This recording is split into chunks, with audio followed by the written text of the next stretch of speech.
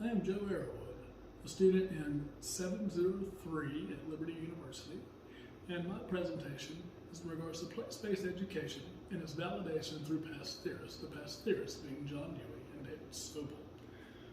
First of all, what is place-based education? Place-based education can simply be defined as a form of education or a curriculum that immerses students in their local heritage, their local cultures, landscapes, or opportunities and experiences, and they use these opportunities and experiences as a foundation for the study of language arts, mathematics, social studies, science, and even other subjects across our curriculum. Place-based education emphasizes learning through participation in service projects or the local school and or their community, but the idea is that hands-on participation, utilizing the feel, the touch, the hands, and then immersing yourself in your own individual place. Research has shown that well-designed initiatives can achieve the goals outlined in this presentation, and that the validation of place-based education can be tracked back to pragmatism, a theory instituted by John Dewey. So, without further ado, place-based education and the model. Place-based education can be done anytime, anywhere, in any learning environment that leverages the power of place and not just the power of technology to personalize learning. In other words, emphasizing where you are, where you come from, and then how to best use that as a tool for learning. It gives students a voice and choice in determining what, how, when, and where they learn.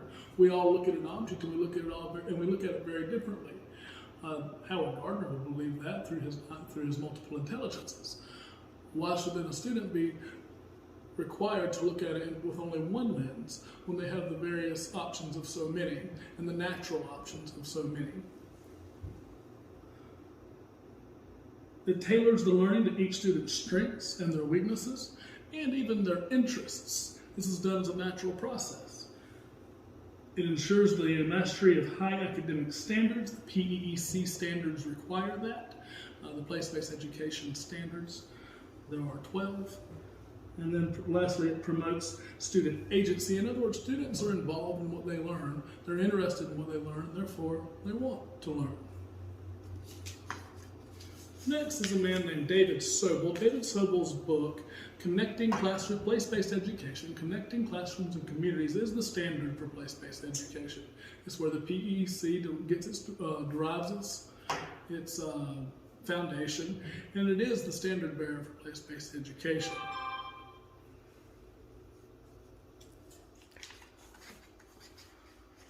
David Sobel's theories were instituted from one John Dewey and his pragmatic philosophies.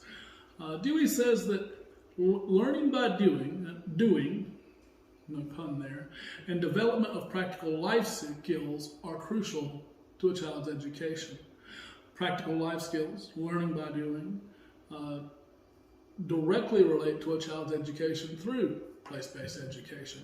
By utilizing those strengths and weaknesses of them picking and choosing environmental aspects and their own social aspects of their own environment, it clearly aligns with Dewey's philosophy of the development of those practical life skills.